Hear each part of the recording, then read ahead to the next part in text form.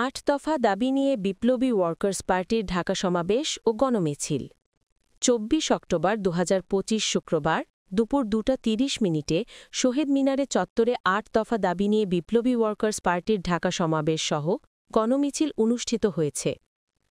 জনগণের জীবন জীবিকা নিশ্চিত করা, বাজার সিন্ডিকেটের দৌরত্ব বন্ধ করা, অবাধ ও নিরপেক্ষ নির্বাচনের জন্য সমগ্র প্রশাসন ঢেলে সাজানো, সরকার ও নির্বাচন কমিশনের নিরপেক্ষতা নিশ্চিত, সন্ত্রাস, চাঁদাবাজি ও দখলদারিত্ব উচ্ছেদ, দেশের বন্দর ব্যবস্থাপনা বিদেশি কোম্পানি হাতে তুলে দেওয়ার তৎপরতা বন্ধ।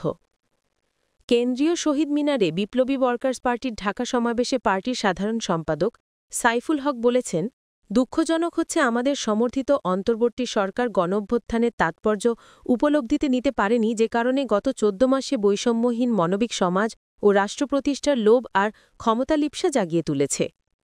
প্রজ্ঞা ও দূরদর্শিতার অভাবে তারা রাজনৈতিক দল ও জনগণের নজিরবিহীন সমর্থনকে কাজে লাগাতে পারেনি, বরং এই সমর্থনকে তারা দুর্বলতা হিসাবে বিবেচনা করে এসেছে এবং সরকারের অকার্যকারিতায় সামাজিক নৈরাজ্যের বিস্তার ঘটেছে। গত ১৪ মাসেও আমরা প্রতি বিপ্লব, প্রতি অভ্যুত্থানের আশঙ্কা থেকে বেরিয়ে আসতে পারিনি। ফেব্রুয়ারির সুষ্ঠু জাতীয় নির্বাচনই কেবল এই সরকারকে মুক্তি দিতে পারে। রাজনৈতিক পরিষদের সদস্য আকবর খান বলেন, উন্নত ব্যবস্থাপনার নাম করে আমাদের সমুদ্রবন্দর বিদেশি কোম্পানির কাছে তুলে দেওয়া অন্তর্বর্তী সরকারের কাজ নয়। তিনি অবিলম্বে দেশ ও জনস্বার্থবিরোধী পদক্ষেপ থেকে সরে আসতে সরকারের প্রতি আহ্বান জানিয়েছেন। পার্টির সাধারণ সম্পাদক সাইফুল হকের সভাপতিত্ব রাজনৈতিক পরিষদের সদস্য আকবর খানের সঞ্চালনায় সমাবেশ অনুষ্ঠিত হয়েছে।